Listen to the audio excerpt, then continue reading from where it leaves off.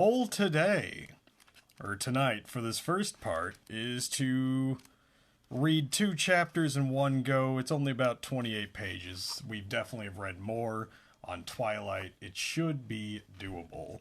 My brightness is so down, I can't see anything. Okay. So, Chapter 5. When we last left off, there was a terrible ice cream chapter, and we just got our fingers crossed that these next few chapters are not going to be like that, and we'll be back to form of the original tale. Chapter 5. Mama, I don't want to sleep in your room anymore. Your walls are scary. Ginny sighed. LJ had woken her up from her sound sleep. Her walls were scary. She looked around her room, trying to imagine how it looked to a 4-year-old. I guess there were shadows on the walls. Sometimes she would leave the blinds open a few inches. Getting out of bed, she closed the plastic slats, eradicating the looming shadows on her wall. Is that better? Yeah, LJ said, dragging the word out. But, well, I want my light, too. Of course. I'll be right back. Ginny turned on her bedside light so that he wouldn't get scared, then quickly went to his room to collect his Scooby-Doo nightlight. A minute later, she was plugging it in. Is this okay? It's okay. Finally, she tucked the covers around him before getting in on the other side of the bed. It took her a while to fall asleep. Her mind refused to accept that it was time to slow down, and instead kept running over the events of the day. Almost as shocking as Steve's escape from prison was Luke's return from the dead. Her brain couldn't get over the change in him. When she had met him, he kept his curly hair short and typically wore faded blue jeans and a t-shirt. If it was cold, then he would wear flannel shirts, were his main defense against the weather. To see him looking so much more mature than the man she'd married, and staring at her with nearly no recognition, it was like hearing he died all over again. And the way that he dressed now. She hadn't exaggerated when she told them that he used to go out of his way to appear more English. Anything he could do to blend into the world around her, he would do. She knew he had often rebelled against what was expected of them when they were younger. Part of that had to do with the fact that he and his father clashed so frequently. That was why he left the Amish world in the first place. Today, she could see that he was completely comfortable in his choice to join the Amish world. Of course, he hadn't known about her. That would have made all the difference. She knew it would have. Maybe. Maybe if she insisted Maybe if she had insisted that he wear a wedding ring, he would have at least known he was married and come searching for her. At that time, though, she hadn't argued when he said that wearing a ring or jewelry of any kind made him feel uncomfortable. Ginny huffed and flopped over on the other side. This was doing no good. It didn't matter how many times she thought about what might have happened, nothing would have changed. She still would have been alone for these past 5 years. Andy was here now, her mind whispered. Yeah, but for how long? Finally, she drifted into an uneasy sleep. Ginny sat up in her bed, her senses on full alert. The room was still dark. What had awakened her? Reaching out with a trembling hand, she patted LJ's warm body. She could feel the steady rise and fall of his little chest as he breathed deeply, still sound asleep. And, oh God, relief seeped down into her soul. He was safe. A quick glance at the digital clock glowing on her nightstand told her it was just past 4 in the morning. Not quite time to rise. I mean, that's pretty common time for people to wake up. Yeah. Normally she wouldn't get up until about 6. But something had awakened her. Silently, she pushed her covers away and slid off the side of the bed, taking care not to make too much movement. She didn't want to disturb LJ. Once he woke up, there would be no getting him back to sleep in the first place. She pushed her feet into the slippers that she tucked under the edge of the bed before padding out to the hall. Once there, she paused, listening. She could hear the wind wailing outside and shivered in a response. Moving to the thermostat, she turned the heat up a notch. Normally she wouldn't have, but she felt bad for Luke sleeping on the couch. The living room always tended to be a little drafty, and that couch couldn't be all that comfortable. She went into the kitchen to get a drink of water, careful to keep the glass from clinking too loud. On her way back to the bedroom, though, she paused. What was that noise she had just heard? Maybe it came from outside.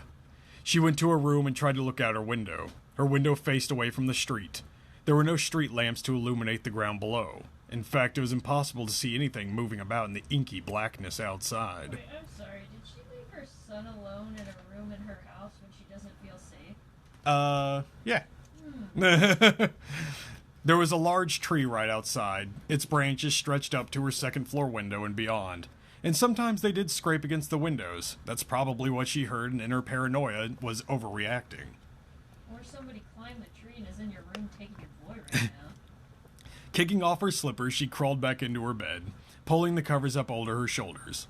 Lying on her side, she placed an arm around LJ. Everything was fine, she told herself.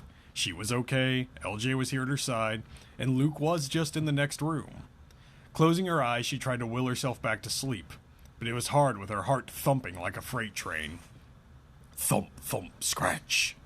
Her eyes shot open. That was no tree branch. Something was outside of her apartment. She hurried out of bed.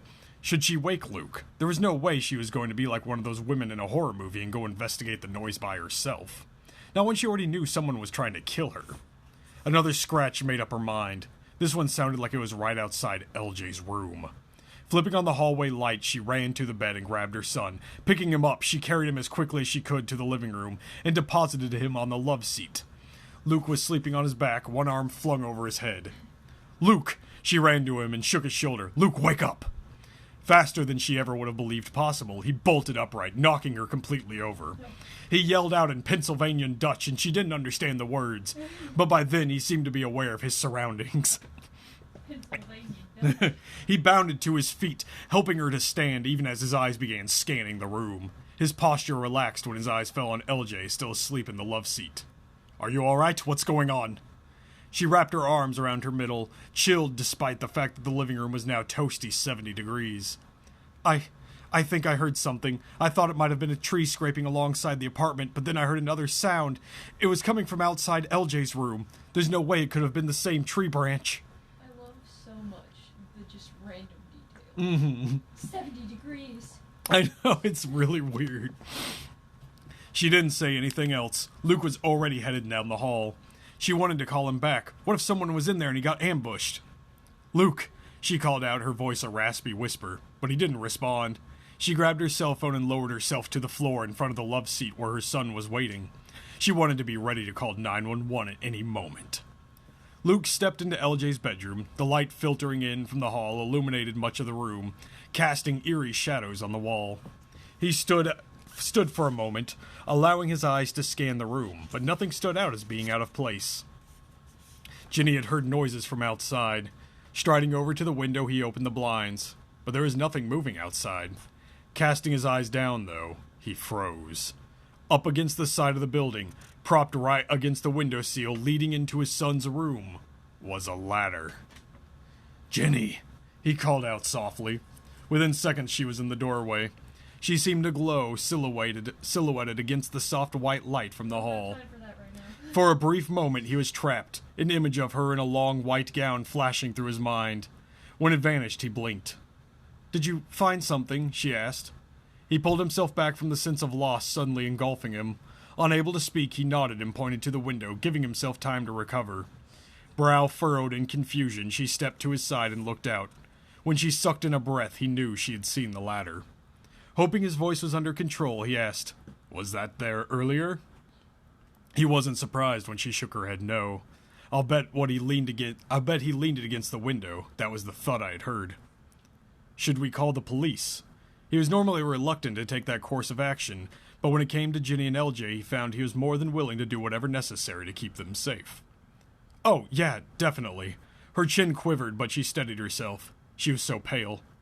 "Luke, if I hadn't heard that noise, and if LJ had been sleeping in this room..." "Hey." Luke pulled her into her arms and held her tight against his chest. "Neither of those things happened."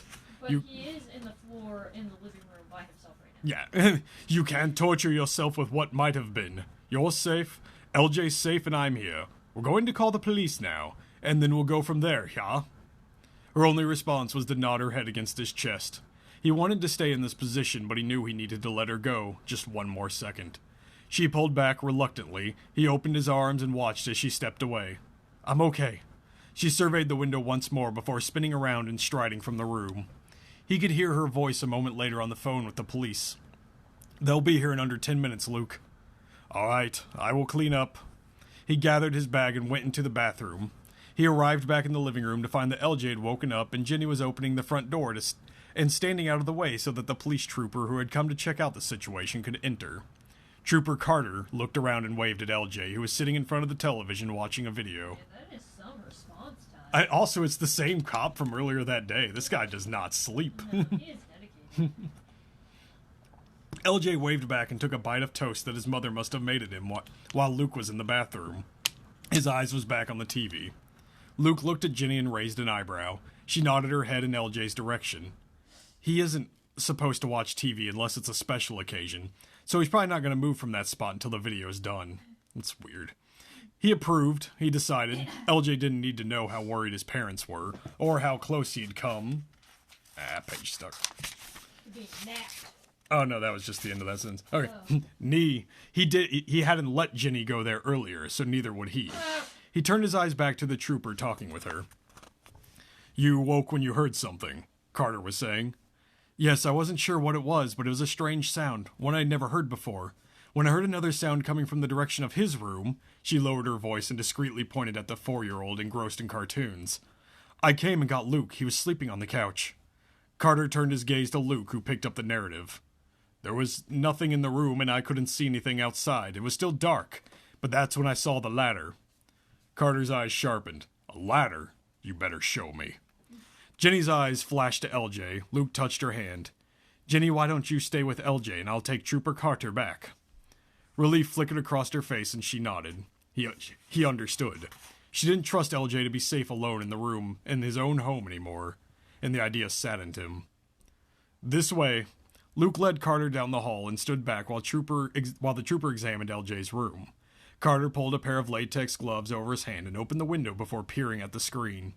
He pushed on the bottom of it. The entire screen came off and crashed into the bushes directly below the window. That should not have happened. Carter looked out the window and whistled. Luke moved closer. What is it? The trooper stood up, closing the outer window, motioning for Luke to follow. He returned to where Ginny stood, waiting at the end of the hall. She had a clear view of LJ and the men coming towards her. You found something. There was certainty and a tremor of dread in her voice. The storm window had been removed. It was lying on the ground, broken. Whether he dropped it or stepped on it when he fled, it's hard to say. The screen fell, though, when I touched it. He must have been removing it. Broke is the problem. She dropped her head in her hands. Oh, he was so close. I noticed the lock on the window is ancient. It would not have taken much for him to gotten past it. I don't know why Carter's constantly angry. I don't know why I read his voice that way. It's just a way to distinguish him from Luke, I guess. He's a very aggressive cop. He takes pride in his job. He's like, why didn't you update me? It's a health hazard! It's me. Ginny made no protest when Luke slipped an arm around her shoulder to comfort her. In fact, she leaned in, letting him take some of her weight. I had no idea the windows were in such bad shape. Well, something must have scared whoever it was. Did you come into the room? She shook her head. No, I heard the noise, got LJ and brought him out here, then I woke up Luke. You didn't turn on a light or something? Just the hall light, Luke spoke up. The bedroom door was half open. Was it that Dietz guy, do you think? Could the hall light have caught him enough to scare him away? It could have been him, and turning on that light might have been just enough to scare him off. The trooper looked at Ginny. Miss Baylor, is there anywhere that you can stay for the time being until we catch this person? I don't recommend that you remain here. However, if you are determined to stay, I think I can offer you some protection. I will see if the department can have a cruiser drive by several times a day. I don't know. There are so many people in and out of this building. She paused. Yes, there is that. Also, your apartment is on the side of the building. It would be harder to see from the street. Which brings me back to my first question. Is there somewhere else you can hole up for a while until we catch this guy? She floundered, tears shimmering in her brown eyes. I don't know. My brother is away. I have a key to his place. Maybe we could stay there. Trooper Carter appeared to consider the idea for just a moment. Finally, he shook his head. I don't think that's the best plan. If you're right and your stepfather is behind these events, it's possible that he may look for you at your brother's house. Her shoulders sagged beneath Luke's arms. Been keeping up on the case. Trooper Carter's an MVP. Yeah. He's a good guy. He tightened his hold for an instant, a silent reminder that he was there for her. He agreed with the trooper. If his sister Teresa was in trouble, she came to either he or Raymond for help, so he had no doubt that Steve would search for her at Aiden's place. She couldn't stay here. Ginny hadn't been able to identify the man who nearly run her over, nor could she identify the man that tried to get in through the window. For it could have been Steve, though Luke didn't think so. Steve. It seemed unlikely that the man would have been able to travel this far already. It was almost 200 miles on foot. Even if he had a driver, it appeared he had recruited others. There was no way to know just how many people were involved. Ginny could be talking with one of the men's henchmen and not even know it. Is her dad, like, rich, though? How does he have any sway? Maybe he's just a mob boss. I don't know, Steve. I know where you can stay, Luke stated. You can stay at Uncle Jed's house. House. H-A-U-S. Being like a child toucher, it's like a miracle he's even alive. Yeah, he must be like a rich dude. Ginny blinked at him, her face blank for a moment. Your uncle wouldn't want some stranger interrupting his life. Uncle Jed is no stranger to you. You've met him before, and unlike me, he has never lost his memory. Carter's eyebrows climbed nearly to his receding hairline. Look. Like the fully cup. Yeah. Seaweed. He's got... Now I just want this, like, animated with Trooper Carter being the cop, but with these seaweed eyebrows. It's been years since I saw him. He had no idea that we were getting married. You sort of broke all connections with your family at that time, Ginny said. Was that regret that he heard? He might not have known about us, but he is a good man. I know he would want to help if he could. It's not a bad idea. Trooper Carter broke in. You have to go somewhere. If the man's willing to help, and if he's someone that no one would think of, then it is a good plan. I will need the address, though, to keep in touch and to check in with you. I can give you that. Now that the idea had been accepted, Luke actually liked the idea of her coming to stay with his family. I hope Carter's not in on it. I know, I was just thinking that too. Is Carter a bad man? At the same time, he wondered if it was also a horrible idea, having her stay so close. He could stay elsewhere, put distance between them. That was what he would do. He would see Ginny and LJ safely to his Uncle Jed's house. Then he would find another place to stay, somewhere close enough to keep in touch daily, but far enough away to help him resist the lure of this lovely woman. You're not a vampire, man. Yeah. He needed to start distancing himself now. Casually. Bite her neck. I know. It's Like a very juice box. Edward vibes, Yeah. but like healthier than Edward at least. I guess so. Casually, he dropped the arm that was still about her shoulders. It hung at his side, feeling empty and useless. He ignored the temptation to put it back. He isn't like the reason she's in danger. Yeah. That's already an improvement. He missed them already. I'm just going to swing right into chapter 6, because that was a short chapter. She didn't like the empty look that flickered over Luke's face. Wherever he had gone in his mind, it was a dark place. She wished he hadn't moved away. His touch had been so comforting and warm. Luke, she reached out and touched his arm. When he stiffened, his face tightened as if in pain. She dropped her hand like it had been burned. Her face flushed in embarrassment. Then anger stirred. Just give me that address, Trooper Carter was saying. He's just standing there awkwardly. Still here waiting. Just give me that address. I can get out of here and you can do whatever this is. Do you have paper? Luke asked. I can write it down for you. Of course he has paper. If you know it, just tell me. I'll put it in my phone. I love Trooper Carter. Luke rattled off the address from memory. And the phone number? My uncle is Amish. He does not have a phone. Carter waved that away. Well, he must have a business phone. He's getting progressively No, he more must tired. have a phone. Yeah, I don't know that number. I've never had a reason to use his business phone. We will have to contact you with that later. Ginny stared at Luke. So, he will just appear on his doorstep? That sounds rude. He is my uncle. It won't matter what time of day or night we show up. Just whatever you do, do it quick. Carter turned to leave, and I suggest you leave ASAP. The next 40 minutes were a flurry of activity, as Ginny packed for her and LJ, and Luke kept the child entertained and out of the way. As they were packing everything into her car, she had a thought. She had no way of knowing how long they'd be gone. Grabbing her purse, she retrieved her wallet, just as she feared. It was almost empty. We're gonna have to stop at the bank. Luke stopped in the middle of loading her bags into the trunk. What now? Can it not wait? No, sorry, I'm out of cash, and I'm not comfortable relying on my bank card. He sighed. Yeah, I can understand that. It is always best to use real money. Luke had never liked the idea of bank cards or credit cards. Was that his personality or his Amish upbringing? It didn't matter. She shrugged and finished buckling LJ into his booster seat and got in behind the wheel. She backed out of her parking space. It was a good thing the plows had already come through. The roads, although clear, were still very slippery. Frustration bit at her as she drove. Her instinct told her to move, but caution made her keep a speed that was well below the speed limit. She hated driving in winter. Do you miss driving? Where'd that question come from?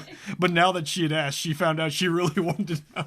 Luke, do you want to do this? Do you want to drive? Keep looking at it. Nee, I don't remember driving, so I can't miss it. She nodded. She used to complain that I drove too fast. Or you used to complain that I drove too fast. She tossed her a quick smile. Well, he's used to horses, so anything that's like too fast. I still don't like being in a car when it's going too fast. I use a driver when I need to, but I prefer the simple pleasures of driving a buggy.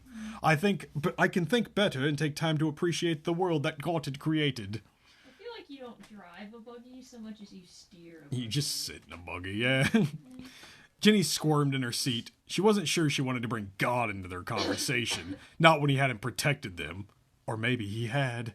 Her glance slid to Luke. His appearance had been timely, she couldn't deny that. She tossed her head, trying to dislodge the idea. Oh, it was so disconcerting to think that after she'd been ignoring God for years, that he was still reaching out to be a part of her life. I forgot to bring up that this is a very religious book. Yeah, we got Christians, we got Amish. I bet your dad is going to come out like the most evil thing about him is he's an atheist. They arrived at the bank just as the doors were being unlocked. She'd forgotten how early in the morning it was. She'd been up for so long it felt like it should have been nearing lunchtime. Yet the time frame in this book is wild. Yeah, because it was like noon to 4 p.m. Felt like a full day. Suddenly they went to bed. This is actually, it feels like a full season of 24. Yeah. Like every hour is like crazy. Yeah. Luke is Jack Bauer Amish style. Oh, where am I?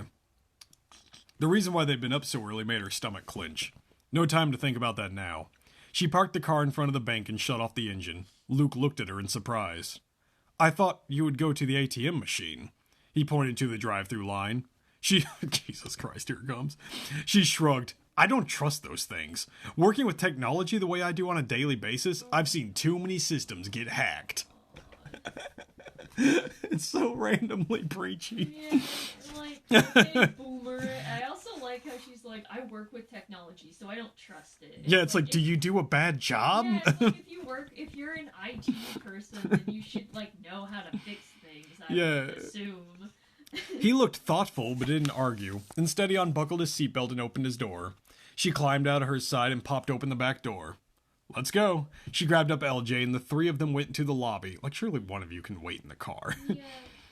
They were the first customers of the day. As she stepped to the counter, Luke wandered over to a small sitting area on the left, looking over the complimentary coffee and teas. Like, if that ain't families. That's they true. all, like, fucking get out of the car and bring the whole Just bring the full group. gaggle, yeah. Yeah, it's like, you don't need to do this. The pretty clerk at the counter, Brenda, greeted them. Good morning, Ginny. LJ. Morning, Brenda. Ginny kept her voice light and friendly. She didn't like the way Brenda was looking at Luke. There's one other female in the story. Yeah. Which one well, Randy's a female. Oh yeah, I keep forgetting Randy. Which one of them thought that she was pretty? Because it switches perspectives between the lady and Luke a lot. I believe Ginny was like the pretty clerk at the counter. Brenda greeted them. Said it with a little stank. Because Luke is over just looking at the free coffee. Yeah. He was a handsome man, and the clerk was definitely noticing. Oh god, it's Twilight all over again. Yeah. With the waitress. Fucking Bella over here. Are you going on a trip or just getting ready to go Christmas shopping? Maybe something like that? Brenda's chatty voice didn't disguise the avid curiosity in her face. She was not asking out of politeness. Jesus Christ. God.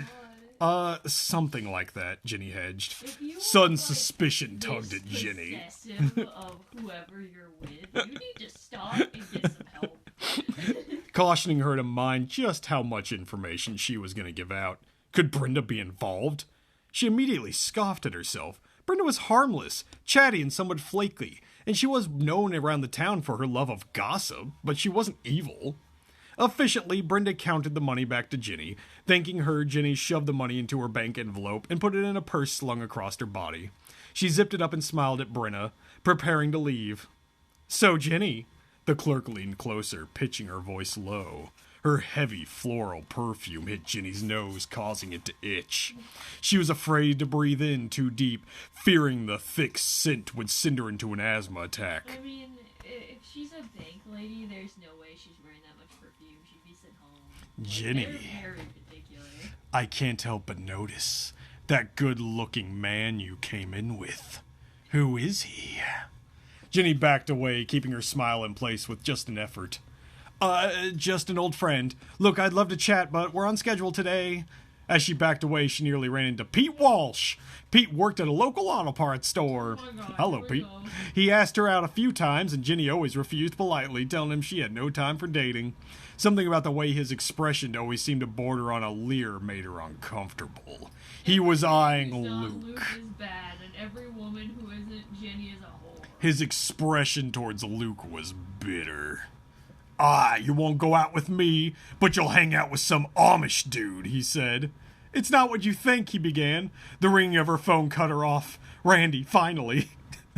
This is the most wild thing I've ever heard of. It's like 6 in the fucking morning. And like, who is hitting on women at a fucking bank? Yeah, you'll go out with some Amish dude. Hey, Randy, Jenny said, turning away from Pete. What's up? Jenny, you need to come over right now. I found something you need to see. Click, she hung up. Well, Randy. Jenny? Luke had returned to her side and was gently taking her elbow and leading her towards the door. Luke is like, why can't I go anywhere with you? It literally is an episode of 24. LJ was clinging to his other hand. Jenny looked around. Both Brenda and Pete were watching her, like being in a fishbowl. Everywhere she turned, someone was staring at her, and despite her dislike of ATMs, she wished she had used one today, of all days. It's like, is this Invasion of the Body Snatchers? I don't know. She left the building, not trusting herself to talk until they were back into the car. Jenny lives a cursed life. Once the doors were shut behind them, she turned to Luke. My friend Randy has been trying to call me for the past day. We've been playing phone tag. She bit at her lip. I haven't been able to shake the feeling that she's in trouble. But she called while I was in the bank. I was there. I heard her call. Well, she said she found something I needed to see, and her voice sounded weird. I can't explain it. I know something's wrong with her. Is it all right if we stop by her place for a few minutes before heading to your uncle's? What if they get over there and she's just like, look, I put the tree up. Yeah, she's gonna be like strapped to a bomb. I would just love for once Yeah. to be like something incredibly underwhelming. For a moment, she thought he'd refuse. It might have delayed them, but she had a nagging sense that something was really wrong. Yeah, we can stop if you're worried about your friend, but we should go now. She nodded, then pulled out of the bank parking lot. With each minute, her tension racketed higher. The 20-minute drive seemed to take over an hour. Twice she wondered if they were being followed. When the cars turned off each time, she scolded herself for letting her paranoia get the best of her. When they arrived at her house, she pulled into the drive. The fresh snow was marred by tire tracks. There were footprints leading to the garage, which was closed. She frowned. It was not like her to have the curtains still closed at this time of day. She glanced down at the clock. It was almost now 10 in the morning. She's always up and out and about. Yeah, I don't know. What do you want to do? She looked back at LJ. Honey, Mama's gonna go knock on Miss Randy's door. You stay here with Daddy, all right? Okay, LJ shouted, kicking his feet against the back of the chair. The boy had tons of energy. He was always moving. Okay, kick. He's fucking breaking his mom's spine. Luke didn't look happy. I don't know, maybe I should go and you should stay here. Nah, look, if anything seems wrong, I'll call you over. Nah. She just says nah. She shut the door before he could protest any further. I mean, do you want to get stabbed in the shoulder and raped again? Because that's how this happens. Striding up the walk to the front door of Randy's house, she passed the large picture window. The shears were drawn, but behind them she could dimly see Randy's Christmas tree, still lit and twinkling. Hey! That was so like Randy. The woman loved Christmas and anything sparkly. While Jenny would always fret about the cost of leaving on extra lights, Randy left the tree lights on 24/7 when she was home. Here it is. No one is a woman like Jenny. Every woman, even her friends, are just frivolous and stupid. Well, at least I know she's here, Jenny mused. Moving past the tree, she tromped the steps, trying to appear more confident than she actually felt. If she always leaves it on, that isn't a sign that she's here. Well, she said she leaves it on 24/7 when she was home, which is a very confusing way to state that. Leaves it on all the time when she's home. That's not 24/7. 24/7 is she just leaves it. The front steps hadn't been shoveled yet, but it was still early. She stepped carefully, grimacing as snow brushed the top of her short boots and fell in. Great, now she'd have to deal with wet feet, too. She knocked on the door. Randy, it's Jenny. Nothing. She waited a moment, then tried again. Oh, where was she? She raised her hand to pound on the door a third time, then paused. What was that noise? It almost sounded like a small dog barking inside, except she knew that Randy hated dogs. They terrified her, no matter how small they were. Leaning in, Jenny heard the noise again. It wasn't barking, it was the sound of someone groaning in agony. Urgently, she yanked on the screen door and it wouldn't open. Randy always locked the door when she went to bed. Without a thought for the snow, Jenny turned and leaped down the stairs, slipping when her boots hit the drive. She caught herself before she fell and raced back to the car as fast as she could. I think she's hurt, she panted. I can hear her inside, but the door's locked. Luke was already getting out of the car. What if she just had, like, crazy diarrhea? Oh, no. You gotta see this. It's wild. Can we call anyone? There's no time! She ran into the garage. Randy had given her a code once before. Oh, but what was it? Jenny got it the third time she tried, and the door lifted. Suddenly, Luke was there with LJ in his arms. You take him, he said, handing the child to her. She hugged her son close and followed Luke to the door that led into the house. It was thankfully unlocked. Moving inside, she gasped at the wreckage of her friend's family room. In front of her was the low island separating the room from the kitchen. She could hear moaning beyond the counter. Stepping around it, she gasped. Randy was lying on the floor, beaten and battered. This was no accident. Someone had gotten here before them. Luke shoved LJ and Jenny back. Don't let him see this. She was already moving away, talking quietly to the child, distracting him by being silly. When she heard LJ giggle, his shoulders loosened slightly. The boy had not seen the badly injured woman. Luke moved around to where Randy lay. Her swollen eyes opened when he squatted down near her. She whimpered in fear. He held out his hand as if he was calming an injured animal. Shit's okay, I'm not here to hurt you. I'm with Jenny. Jenny. Her voice was slightly more than a whisper. That's right. She's keeping LJ away. Can you tell me who did this to you? Is he still in the house? She licked her lips. He's gone. Luke nodded. Can I help you get up? Randy closed her eyes. Give me a few seconds. I'm feeling nauseous. Okay, I will be right back. He said she's got the screaming barfies. He stepped away from the injured woman and moved to Jenny's side. She looked at him with huge eyes. She thinks her attacker is gone, he murmured. I want to check the house, though, and make sure. I'm just gonna leave you two defenseless women yeah, and this like, baby we should downstairs. probably call the police, too. Like, Yeah. Well, I go around the house Like- and check it out. You should call them regardless of if you have time. Like, the time will pass anyway. You might as well have them on the way. Yeah, and like, what is Jenny doing that she can't like Be use calling one the arm police. to hold LJ and can't call the police Yeah. with the other? Be careful. I will. Miranda's on the floor. He left them and made his way around the house, checking each room in the basement. There were no signs of anyone else in the place. On his way back to the kitchen area, he saw some crayons and a coloring book in the home office area. Thinking of LJ, he gathered them up and brought them with him. When he returned, he handed the crayons and coloring book to Jenny, then went back over to Randy. Behind them, he heard some scraping furniture. Standing, he saw that Jenny had settled LJ on a chair in the dining room table, the coloring book and crayons in front of them. The little boy was furiously coloring. His tongue sticking out between his teeth in concentration. A moment later, Jenny joined Luke, her eyes dry, although he knew her heart had to be aching as he looked to her friend. Can you sit up now? Luke asked. How bad are you hurt? I think so. I don't feel like I'm going to throw up anymore. Here, help me. Her voice was stronger than before, although raspy. I want to try and sit. I'm sore, but I don't think anything's broken. Together, Ginny and Luke helped Randy to sit up. When it appeared all her bones were intact, they helped her to stand. Call the fucking ambulance. Yeah. This is driving me crazy. I'm going to... She says nothing feels broken. Her fucking ribs could be puncturing her lungs. There's like lots of things that can be wrong. Yeah, like... She moved slowly to the recliner near the door and sank into it, holding her breath on the way down.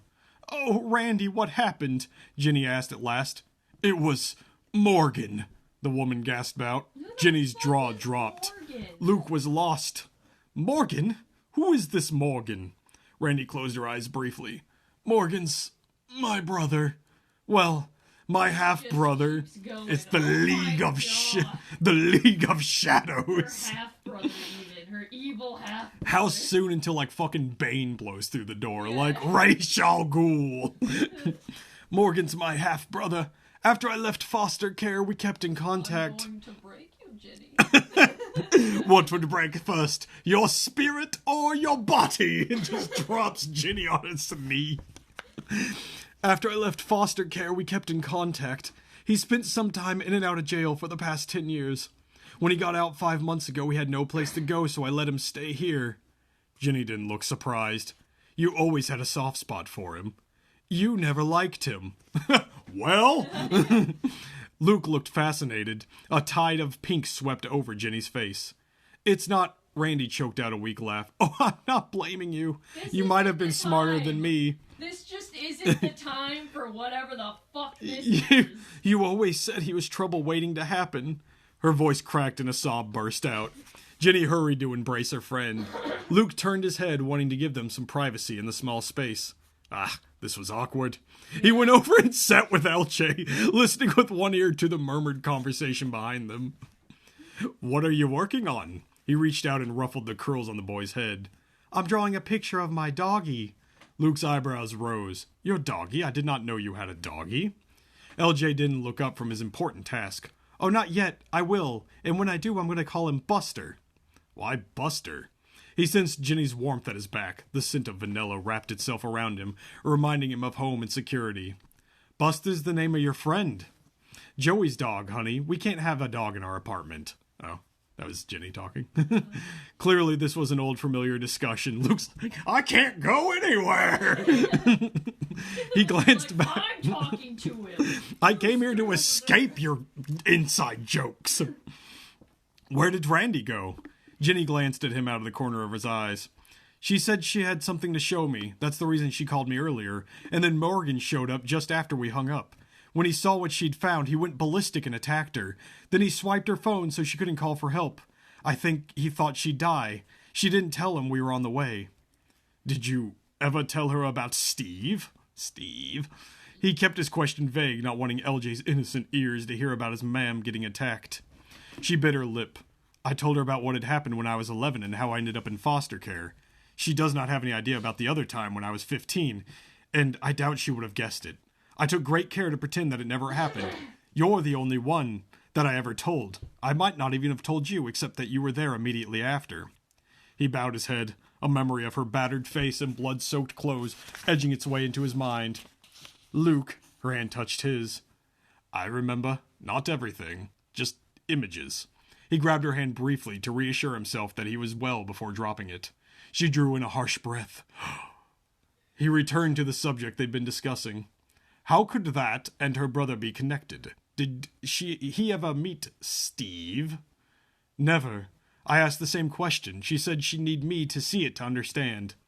None of this made any sense to him. Same, buddy. Randy interrupted anything else that they might have said.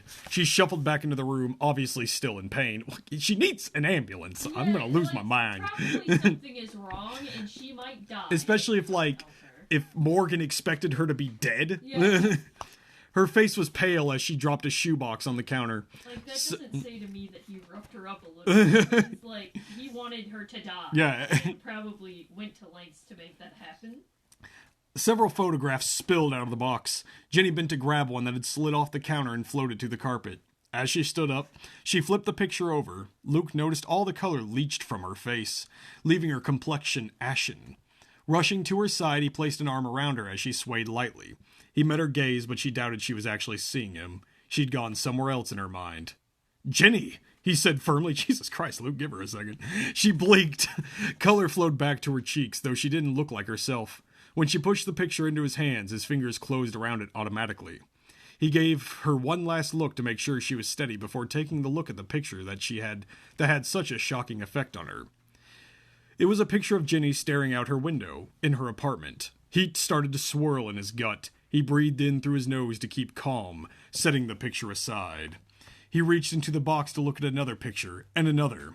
The heat was spreading, a wildfire of rage swirling inside of him. He couldn't speak without spewing the anger out. Morgan must have spent years gathering pictures of Ginny. Some showed Ginny holding a younger LJ, but some of the pictures were recent. "My brother is a photography nut," Randy said, her whole body sagging with sorrow. No, I thought brother is a stalker. I thought maybe he'd found something useful to do with his time. He even has a darkroom upstairs, although I would guess nowadays he takes digital pictures and has them uploaded onto his laptop. I feel like anyone who has a dark room in their house is like Sus. yeah, like you maybe not outright distrust them and assume they're a serial killer, But maybe keep tabs. be a little cautious. I was cleaning out a closet in the basement yesterday and I found these and called Ginny immediately, and I didn't expect him to come home until tomorrow. When he came in this morning and saw me holding these pictures, he went berserk.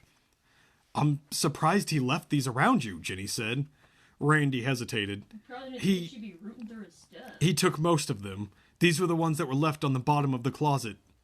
"These were the ones left?" Luke repeated, amazed and sickened. How many pictures had this man taken of Ginny?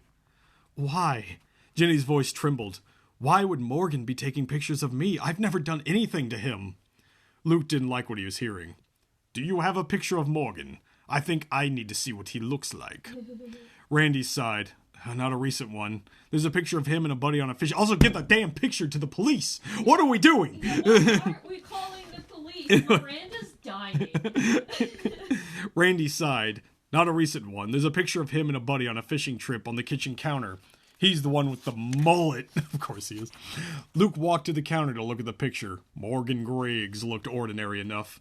Dark hair, dark eyes, and a wide smile. "Is he obsessed with Ginny?" Luke asked.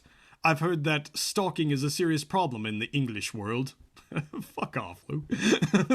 Luke's mouth dropped open. "I can't believe he'd be interested in me, even as a stalker." "He's not. I think he's working with Steve, your stepfather." The silence that followed this, like, yes, of course. It's a little bit rude, though. Like, of course he's not just stalking you. He's obviously in league with his father. Who would stalk you? Like, he could just be stalking her. Luke could not imagine how such a thing would happen. "Where would they have even met?" Ginny demanded. "I never even told Morgan about my stepfather."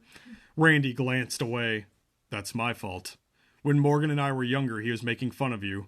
You'd made him mad by rebuffing him. I made the mistake of telling him that you had a rough life and an abusive stepfather." Why would you tell someone who's bullying her deepest, darkest secrets? "She's had a hard life." Harder? "You told me that he had attacked you when you were a kid and your brother had saved you. I knew that you had testified against him before. It wasn't hard to figure out the rest."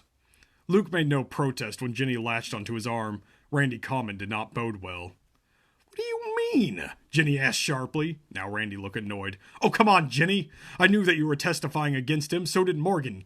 You never said why, and the newspapers didn't release your name, but we all knew what crimes they listed against him." This is ridiculous. "When Morgan went to jail the first time, he ended up in the same prison that Steve Curtis was in. I'm not sure how the two of them became friends. Morgan didn't confide in me. My guess is that when Morgan was released, Steve must have convinced him to keep tabs on you. It's the only thing that makes sense." Luke didn't like the lost expression on Ginny's face. "How many people have been watching us?" she cried out, suddenly her eyes haunted. "What do you mean?" Randy frowned. Luke winced at the bruises slowly darkening on her face. He had no tolerance for a man that would strike a woman or a child. Ginny scrubbed the heels of her hands over her eyes. "There was someone taking pictures of LJ at preschool, and now this. Steve had obviously been planning this for some time." I don't know if you want want to tell Randy any of this. Yeah. She might just tell whoever fucking walks in. I like the mailman. Yeah. I don't know how to fight an enemy if I don't even know who they are. When she raised her hand, her eyes were red. Randy, you have to get out of here. It's not safe for you. Come with us. Ginny reached out and grabbed her friend's hand, her face imploring her to agree. Luke could see the moment Randy had made her decision. Okay, I'll come. Let me pack a few things. What's that noise? Ginny frowned. And do you smell something? Jeez, it's a mile a minute. It's coming from the garage, Luke said, walking towards the door they'd enter. Leave the room, just in case. He waited until Ginny had taken the other two into the hallway. It's gonna explode. They're gonna blow up Randy's house. He opened the door, surprising a man, pouring gasoline all over firewood stacked along the inside of the wall. Oh, no. Over the He recognized the man from the pictures on Randy's counter. It was Morgan! When Morgan saw Luke, he rushed towards him. Selfies? Instinctively, Luke backed up. Then Morgan threw the gasoline tank inside the house. Liquid poured from the container, spilling all over the carpets and the drapes. Luke moved to slam the door, but it was too late. The man pulled a highway flare from his back pocket and gave it a hard twist and threw the burning flare into the room. Luke bolted into the room and joined the women and LJ in the hall. Quick, we can get out this way. Head to the front door. By the time the flames flickered up the drapes of the family room window, they began spreading across the carpet. They had mere minutes. Very frustrating. All of this. Oh, yes, all of this. But the response time with the police... They would have been there. They would have been there. They would have caught this guy. 100%. They had mere minutes. Luke was once again inside his darkest fear. But this time, if he failed, the child he just met and the wife he was only starting to remember would pay the ultimate price. Yeah. That is the explosive cliffhanger to Chapter 6 of Deadly Amish Reunion, a.k.a. If 24 was Amish. Yeah. This is insanity. And honestly, like, I love it. It could, like, make its way to, like, my top 10 favorite book list. Like, this is fucking wild. It just never stops. So we're ending on page 88. Again, there are 214 pages. We might do another chunk tonight. I'm gonna go out on a limb and say that we will not do 100+ pages tomorrow in one go. I just don't believe that that is something I can accomplish. So we might finish this up the day after Christmas or get real close. I don't know. Depends on how tired we get tonight. Maybe we'll do another run at like 1 in the morning with some heated wine or something.